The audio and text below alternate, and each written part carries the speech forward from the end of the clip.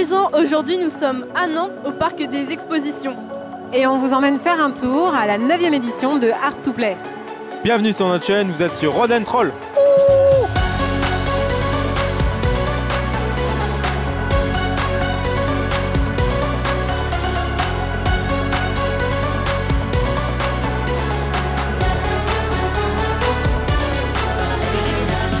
Art to Play est un festival dédié à la pop culture. L'événement occupe 17 000 m² répartis entre le Grand Palais et le Hall XXL. Et ce sont plus de 30 000 visiteurs qui sont attendus pendant le week-end.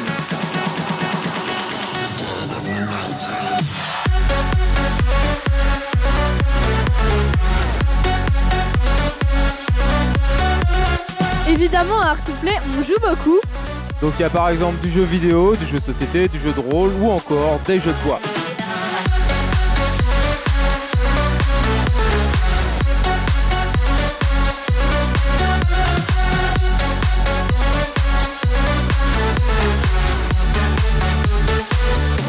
Le Hall XXL est le plus grand hall du parc des expositions de Nantes. S'étalant sur 12 000 m², il propose le temps de week-end d'Art to Play de nombreuses activités et découvertes. On y retrouve notamment un espace jeux de société, un merc ou encore l'allée des créateurs.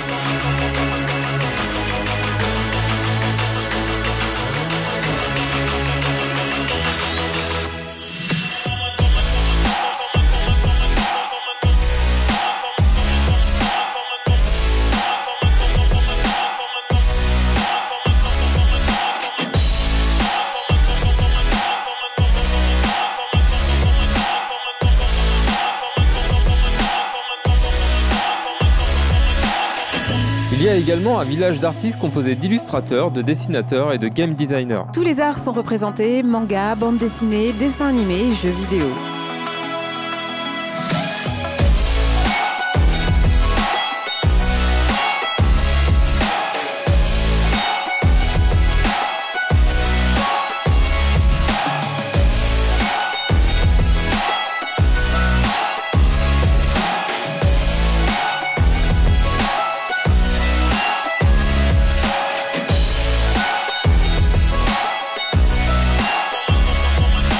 Le stand de Japanime était une véritable librairie manga au cœur du hall XXL et il accueillait de nombreux auteurs en dédicace.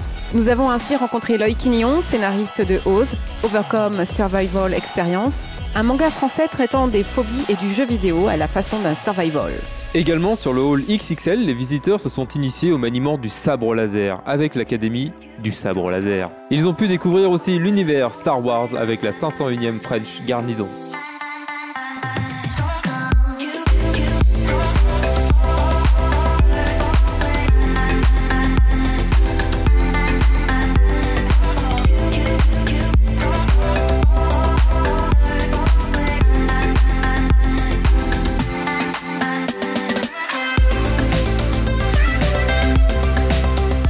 Cette année, sur Art to Play, l'espace traditionnel dédié au Japon s'est pas mal développé.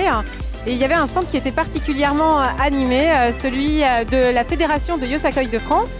Et je suis avec Elodie. Alors, est-ce que tu pourrais nous expliquer ce qu'est le Yosakoi ? Oui, tout à fait. Le Yosakoi, c'est une danse japonaise en fait, qui est un peu contemporaine puisqu'elle date des années 50. Et c'est une danse en fait qui est très énergique et dynamique, qui est très joyeuse, surtout qui communique beaucoup avec le public et qui est ouvert à tout le monde. Donc ça va des enfants aux plus âgés, tout le monde peut s'y mettre et s'adapter en fait au rythme et à la condition physique de la personne.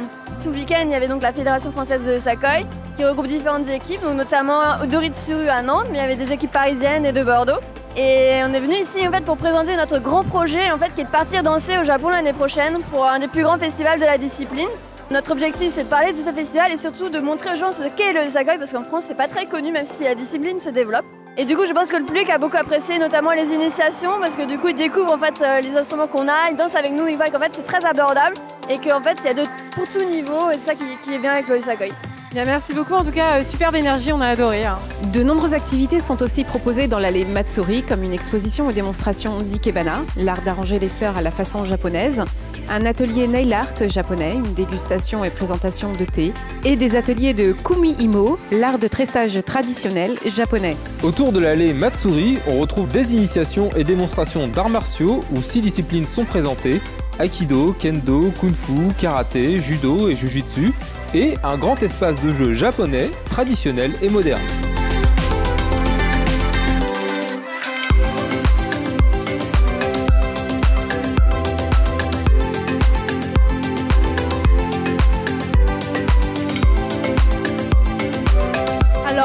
grand hall. Juste derrière moi, il y a la grande scène. Et elle accueille tout le week-end du concours de cosplay, des concerts et des animations. Côté concert, cette année on retrouvait Epic Pixel, Starry Sky ou encore Magoyon. Il y avait aussi des conférences avec notamment New Titoff, Louis Sand, Kerry Ingram, Fred et Seb de Joueurs du Grenier.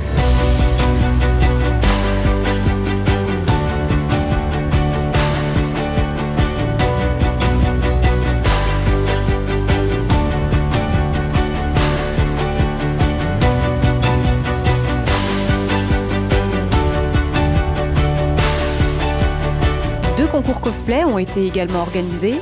Samedi, la sélection régionale des Pays de la Loire pour la Coupe de France de cosplay. Où Malicia Cosplay s'est qualifiée avec son costume du personnage Brigitte tiré du jeu vidéo Overwatch. Et dimanche, l'Art2Play Before Christmas Cosplay qui réunissait 8 cosplayers de niveau international pour un show exceptionnel sur la scène centrale.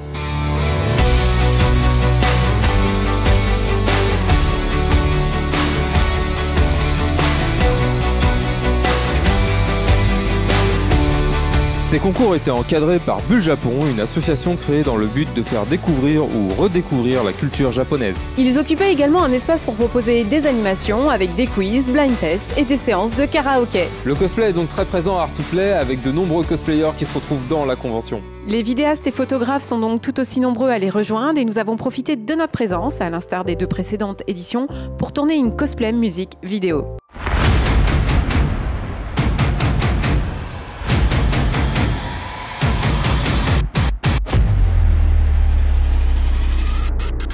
L'un des points forts de Art2Play, c'est le cosplay et je voulais vous présenter un projet qui me tient à cœur.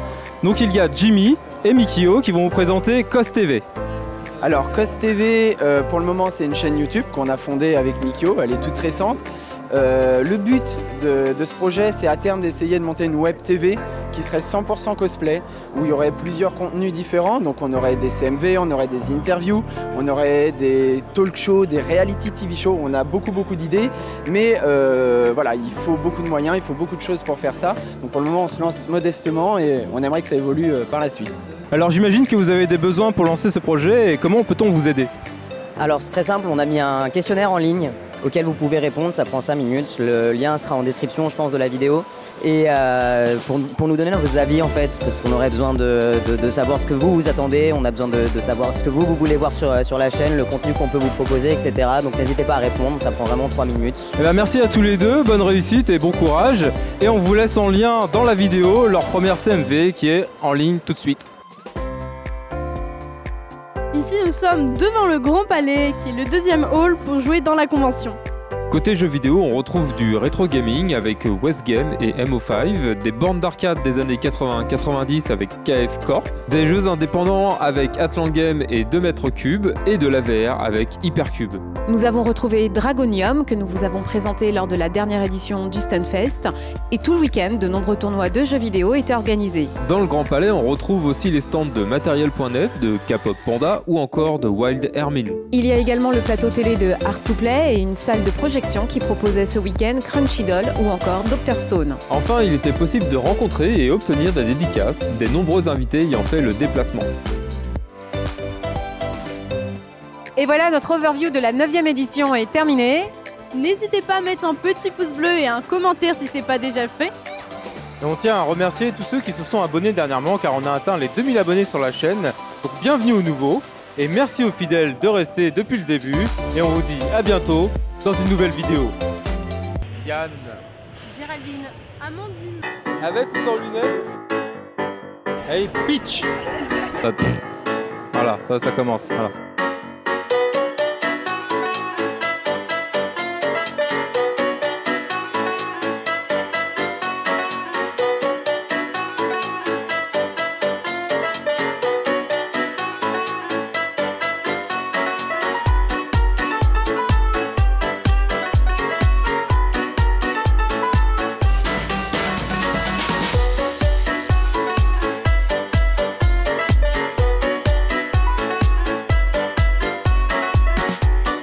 Yann a besoin d'aller chez le coiffeur. Je vais s'occuper de sa barbe.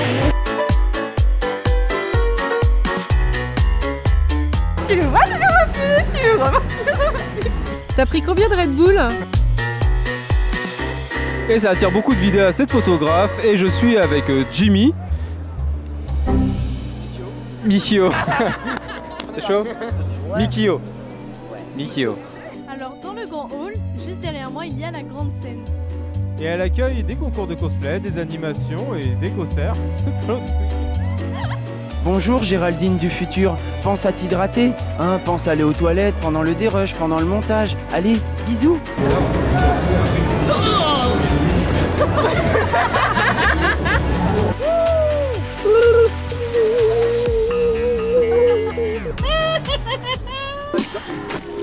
Now freeze.